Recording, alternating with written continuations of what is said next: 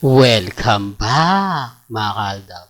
Ito na naman po ang inyong lingkod, si Mr. Destiny. At magbibigay po tayo ng pinakamainit na update po ngayon sa social media. Nakakatuwa naman po yung mga kumakalat ngayon.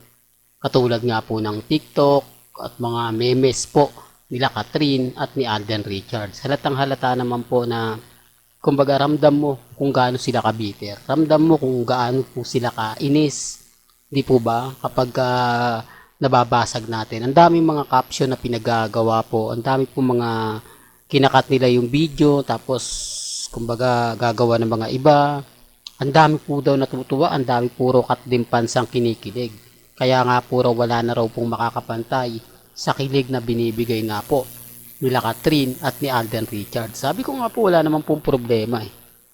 Di po ba? Karapatan po nila yon. At syempre lahat naman po tayo may karapatan mag-upload, magsabi ng mga senaryo, di po ba? Yung tipong kumbaga kailangan gawin mo to, kailangan ganito yung mga post mo. Wala naman pong pumipilig din at wala naman pong kumbaga sumasaway sa mga ginagawa po nila. Normal lang po yun. Pero dito po sa channel ni Mr. Destiny, ina-update ko lang po kayo. Binibigyan ko lang po kayo ng konting idea kung ano nga po ba talaga yung senaryo, kung ano nga po ba yung totoo, dahil mga video clips lang naman po yung ina-update nila. Hindi po nila sinasabi na buo yung kwento. Kasi totoo naman po mga kaaldab na nagkaroon ng interview si Alden kay Catherine, pero private lang nga po daw yun. Kumbaga hindi siya nagbigay ng magandang komento at wala pong sinabi sa interview si Alden Richards na papabor sa Kat din. Kaya wala nakakakilig doon. Di po ba? Ano nga po ba ibig sabihin ng private? Dahil meron nga po silang private life. Kaya nga po yung sinabi ni Alden umaayon po sa kanila ni Mengay.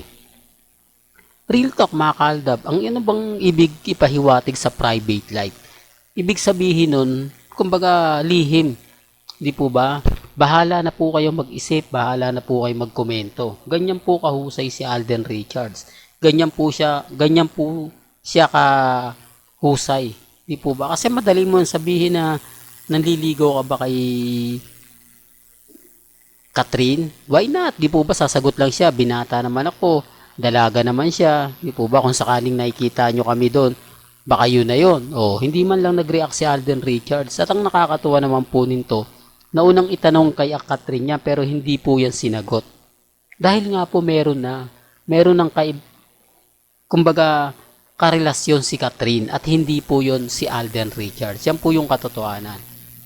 Kung mapapansin nyo, kung talagang nakatutok po kayo kay Catherine, marami pong mga tao makikilala nyo yung sinasabi natin na madalas kasama ni Catherine at hindi nga po yun si Richard Paul Gerson. At yung interview po nun, napauna lang po talaga kay Catherine.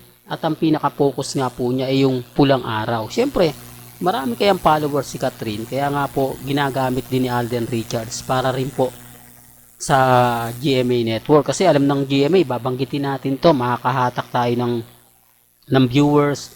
Yung mga followers ni Catherine, makukuha natin. Milyon din yan. Di po ba? Hindi yan daan libo ha. Milyon ang followers ni Catherine sa Instagram, sa Twitter at sa Facebook.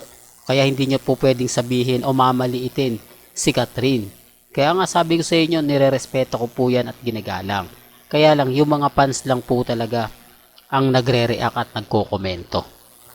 Di po ba? Well, hanggang dito na lang po yung updates natin ha. Kaya kung gusto nyo pa po ng pinaka-latest at sariwang update, abay tumutok lang po kayo dito po sa channel ni Mr. Destiny para updated po kayo sa mga latest at sa mga bagong video po na ilalabas po natin maya-maya lang. Hanggang sa muli, salamat po sa panonood at pakikinig.